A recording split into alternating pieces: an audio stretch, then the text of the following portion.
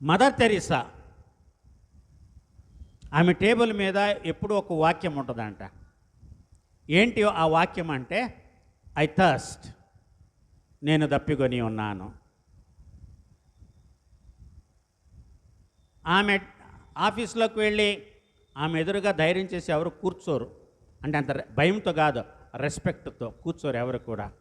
కానీ ఉన్నది కనపడే వాక్యం ఏంటంటే, ఐ థర్స్ట్, నేను దప్పికొని ఉన్నాను. యేసయ్య శిలువ మీద పలికిన 5వ మాట.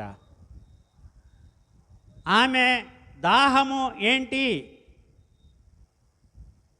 ఆమె ఎవరి దాహాన్ని, తన దాహాన్ని తీర్చుకుందా?